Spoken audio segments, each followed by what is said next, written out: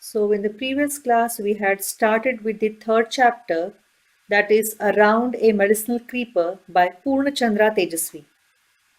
We saw how the author came to know about a medicinal creeper.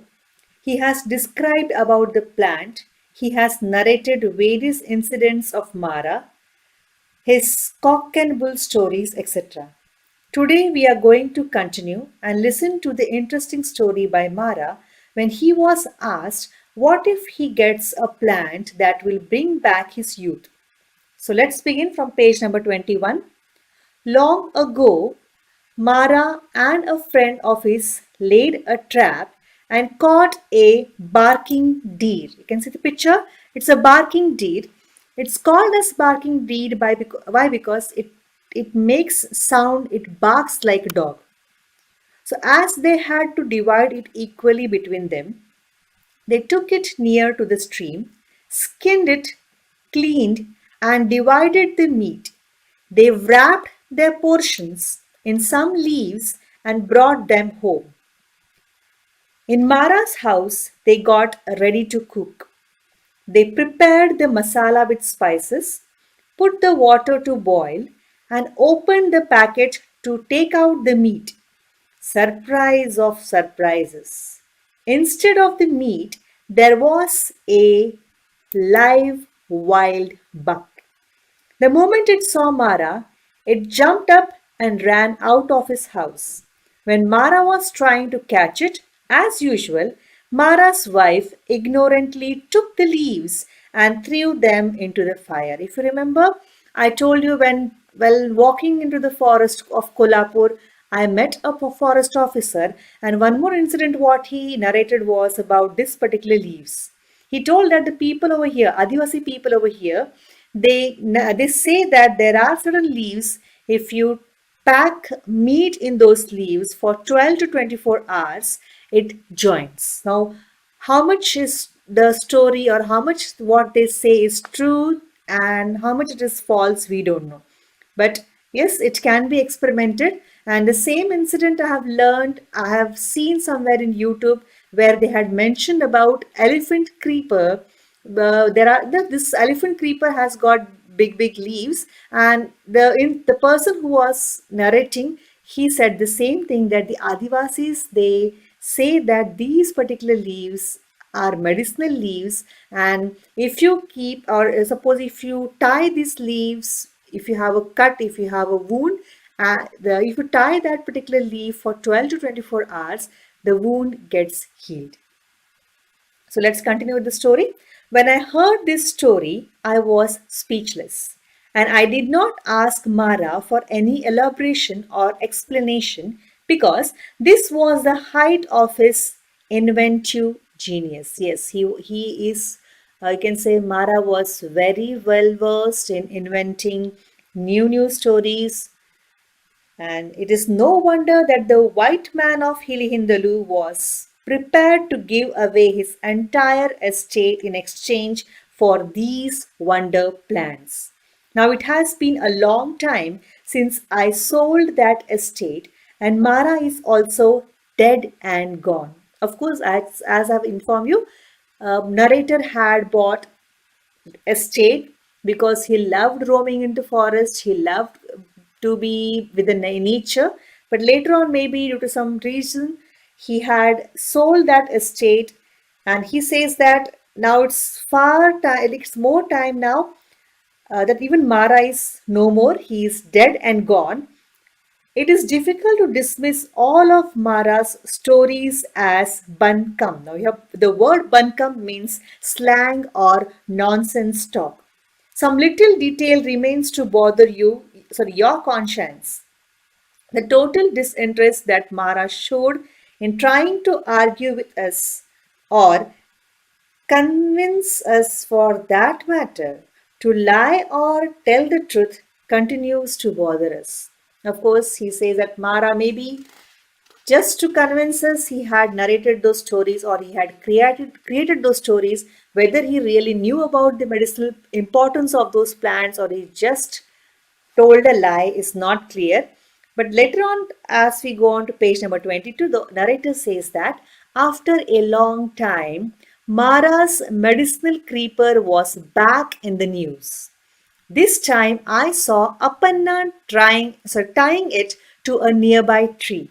I asked him whether he knew its uses. He did not know. I believe if you squeeze the juice of these leaves, milk becomes hard, he said. I thought that probably the leaf of this creeper must be sour. When you squeeze something sour into the milk, it spoils and curdles. You might have seen your mother preparing curd, or you might have seen your mother preparing paneer. If she squeezes lemon juice into milk or something sour is poured into milk, the milk gets spoiled or it curdles. So I thought this was being mistaken for hardening of milk. I asked Apanna, have you seen it happen? So it's quite natural. He heard it from Apanna, so he now wanted to just confirm whether you have tried doing it. That is what people say, was the reply of Apanna. Where can I find milk for all such experiments? He replied. Of course, Apanna is a laborer, is a worker, is a poor man, and he cannot afford milk to even prepare tea. How can he afford milk to do all such experiments? Let's continue. Is there any basis for the stories that are spread about these plants and herbs? I wondered whether I should squeeze the leaves into milk and see what happens. Instead of criticizing others for not knowing, I thought it would be better to check it out on my own. It's quite a good decision taken by author.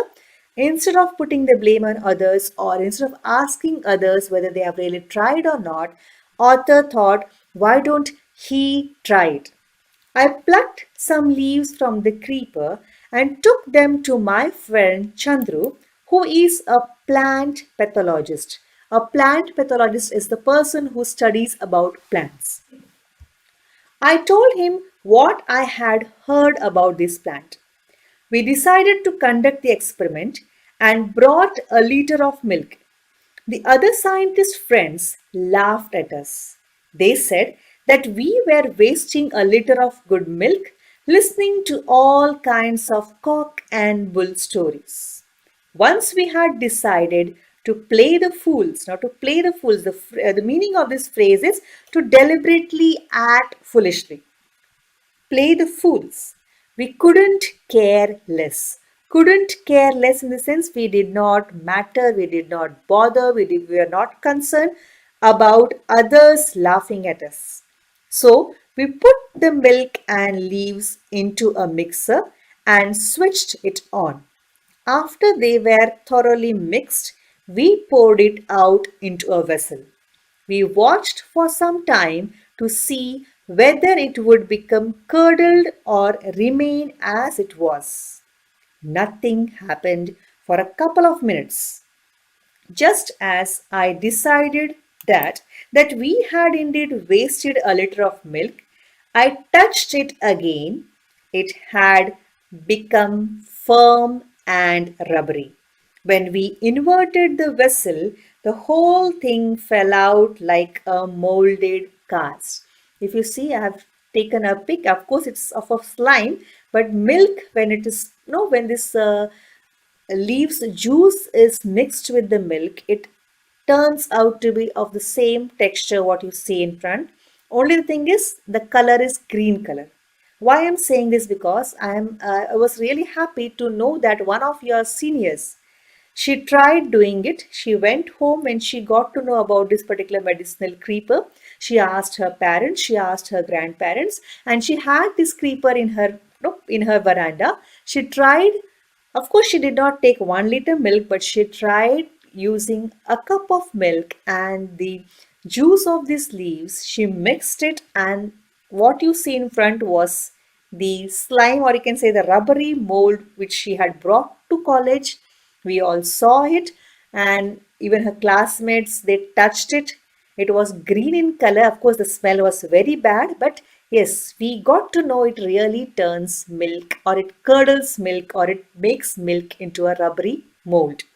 So then this creeper had some qualities. Let's move on page number 23. So then these creeper had some qualities. That is what the author got to prove. Yes, what is heard was true.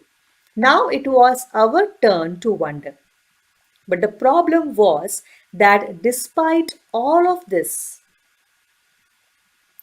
we didn't know which disease or diseases it cured. Of course, they got to know it has got some magical powers, but they were not sure which disease or diseases were cured by this particular medicinal plant. Though no one seemed to know, just like Mara, all and Sanjay used to go around tying this creeper to the nearest plant and muttering, "Stay here." I had never seen anyone actually go back to untie it and take it home for some ailment. So here the author is saying that yes, of course, no one knew exactly which disease or diseases it cured. Only what he has seen is like people like Mara and Panna or Sanna, whatever you can say, they tied the creeper whenever they saw this creeper, but no one untied it and no one took it home. Next para. Time passed and once again I forgot about Mara's medicinal creeper. Of course, if you see, he had already mentioned it took almost 20 years for the author to know exactly what are the medicinal importance of this particular creeper. So before that, before Mara died, he knew about it. Later on, he forgot about the plant. Then Appanna, he saw Appanna tying the plant. Again, it was into a discussion, and then again he forgot about this particular plant. So then the next part he says is, the other day my erstwhile farm hand. The erstwhile means previous. The other day my erstwhile farm hand Krishna came to me. He was perfectly healthy the last time I had seen him, but now he was standing before me, pale and breathless. He had stopped working in the estate some time ago and was driving a rickshaw. Apparently, when he changed his job, he started passing blood with his tools. Now it had become more serious and he was tired, breathless, and wheezing. I thought he must be having piles. As far as I knew, the only allopathic treatment for piles was surgery. I felt sorry for this man who used to work hard to earn a living with a wife and small children at home. I wondered how he could manage expensive surgical treatment at the hospital, which meant several days of hospitalization and so lack of work and income. It's quite natural if you see, if you compare your generation to your mother's generation to your grandmother's generation. If you see these three generations, your grandmother's time, the people of during the grandmother, they were young enough, active enough, and even today, if you see, your grandmother is much more active as compared to your mother and you. Why? Why? Because they did all their work by their own. They were not dependent on the technology. You might have seen, you might have heard from your grandmother that she used to grind on the grinding stone. She used to sit and wash clothes. She used to cook her own food and lots of things. All household chores was done by the ladies in those days by themselves without depending on the technology. If you see your mother now, of course, mother is dependent on the technology, and even you are still more inactive. Why? Because no technology plays a major role in our life nowadays. So you can see your mother, she'll just switch on one button and the grinding process takes place by the grinder. Or if you see a washing machine, she just switches on the button and the clothes are washed into the washing machine. So Krishna, when he was working in the estate, he was healthy, he was fine. But later on, when he started driving the auto, his only job was to sit. Maybe he felt okay, he's earning more money than what he earned when he was working on the estate. But later on, now he's realizing that it was really a very, very bad decision. His job was only to sit and make drop the passengers to their destinations. So because of this sitting and because of no body exercises, he got a problem of piles, and author says that the only solution, allopathic solution for this, is going for a surgery. He took some money from me and went to the hospital. Krishna being a very poor fellow, because he is the only person in the house who earns bread. His wife is not working and he has small children. So now he took some money from the author to visit a doctor, to consult a doctor.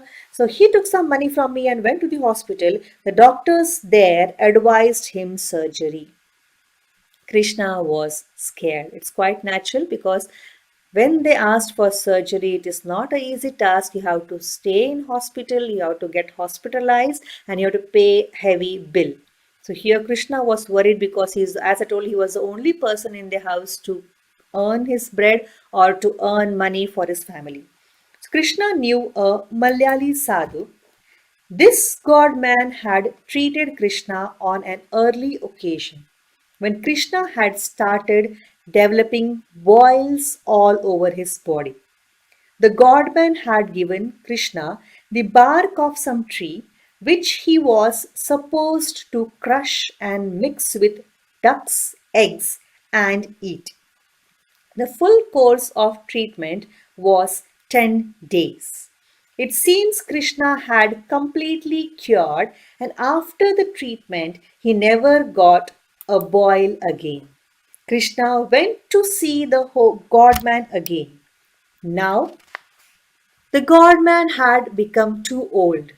Apparently, he told Krishna that he did not have the strength to search for the plant, but that he would describe it. Krishna had to search for this plant and dig out the tuberous root, mix it with milk, and drink the medicine for 5 days. If you just see this particular sadhu, Malayali sadhu, he gave the solution to Krishna. Why? Because he couldn't go to forest. He had grown old. When Krishna long back had the problem of boils, when he had boils all over the body, he had visited this particular doctor, native doctor, and native doctor had suggested a native medicine. What was that? Bark of a tree, which had to be taken with duck's egg, and you need to eat that. And within, as it is mentioned, within few days, within 10 days, Krishna was completely cured. That till today he had not got that particular problem of boils on his body. So for this particular problem of piles, he felt instead of going to the doctor and having allopathic medicine or doing surgery, it's better if I again meet my godman, or you can say Malayali sadhu. So when he went over there, sadhu was too old to go to the forest or too old to go to his particular place to find this particular medicinal creeper. So he described that creeper to Krishna and asked him that you need to have the root of it. You have to mix with the milk and drink the medicine for 5 days. The next day I saw Krishna looking for this medicinal creeper. When I listened to his description, I was sure that he was looking for the same creeper which Mara and Apanna had tied to the nearest tree. I took him to the plant. We had to dig quite a bit to get the tuber. Krishna ground this root and drank it with milk. Within a day, his piles improved. He was completely cured in 5 days. Krishna bid goodbye to his job as a rickshaw driver. Very good decision taken by Krishna. And as I told you, this particular about this particular plant. Of course, the picture which I have shown is not that plant, because from the starting till the end, author has not mentioned the name of that particular creeper. So he helped Krishna to find out the root of or plant and then dig out the root. And Krishna took the medicine for 5 days, and within 5 days, without any surgery, without any allopathic medicine, Krishna was completely cured, and he decided that he will not do the job of an auto rickshaw driver henceforth. Let's continue. Even more strange was that what happened to me. When we had dug up the root, I ate just a small piece of it just to see how it tasted. It was slightly bitter. It's quite natural when you are in search of something, or when you go to certain place where all of the delicious dishes are placed in front of you, you feel like tasting it. Of course, this was not a delicious dish, but author felt, okay, fine, let me taste the taste of the root. So when he tasted, he felt the root was slightly bitter. My right heel had been paining for quite some time. If I had to walk long distances, I would start limping. In addition, of late, there was a swelling next to the bone of my heel. The surgeon had said that it had to be surgically removed, but I noticed that a few days after I had eaten the piece of root, the swelling had disappeared. So maybe, like, as I told you, he used to love roaming in the forest, and that he's mentioning that whenever he went, like now, not in those days, but now when he said recent, like he had a problem, he had a pain in his right heel, and he was literally jumping, or you can say limping, while walking, and it was really very, difficult for him. He had met a surgeon, and surgeon had said him that he need to go for a surgery, or you can say to remove that particular lump, or to remove a particular swelling. He had to go for a surgery. But when he tasted the root, when he saw that, when he tasted the root, he felt after a few days the swelling disappeared. At the same time, the pain which he had was no more. Let's continue. So we are on page number 24. How can I say that this was the effect of the creeper?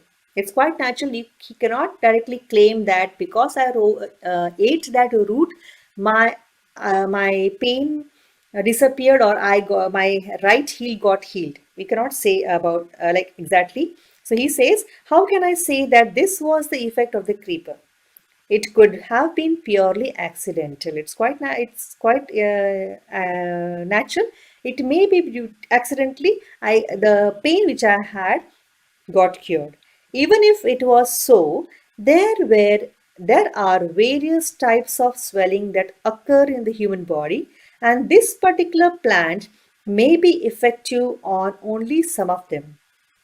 Who is going to do research into all these aspects? For people like Mara, research is of no importance at all.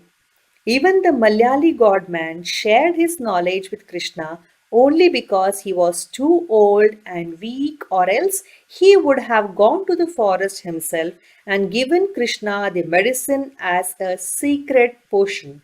The word secret potion, the meaning of potion means a small portion or dose of a liquid which is medicinal. So, what author says correct, because people are not interested. Even people like Mara are not interested to know about the real medicinal importance of these plants, or of these creepers. And no one else also wants to find, no one wants to study about, no one wants to do the research or experiment. That is what he mentions. Even Malayali Sadhu, if he would have been young, he would have gone to the forest, he would have brought the roots and given the medicine to Krishna as a secret potion. So, last part, it's very important. Page number 25. One of the problems is that these native doctors believe that if they told others about their medicines, the medicines would lose their potency.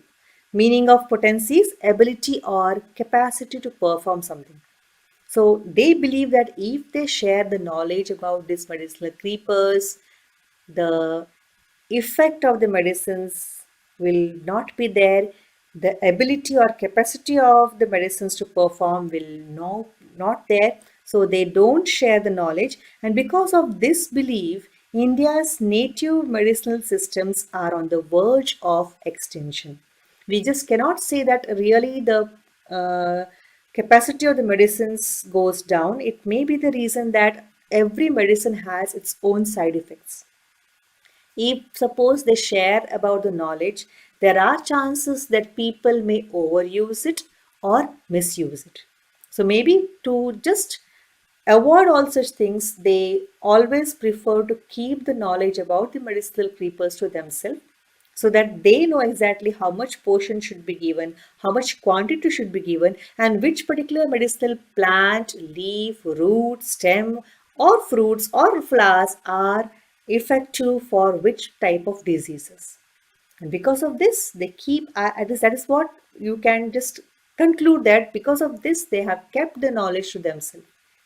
Only the person who is really interested, even now, they can try, they can listen from their, they can ask their grandparents, their parents. Even I have told you, you also can ask your grandparents, parents, friends, or the people, those who are around you who know about this particular medicine paper. You can try the good ones, not the poisonous ones. Experiment it and try to find out exactly what it cures. So it was a really very, very interesting lesson. With this, we end up the lesson, that is Around a Medicinal Creeper by Purnachandra. In the next class, we'll see you. Till then, bye bye.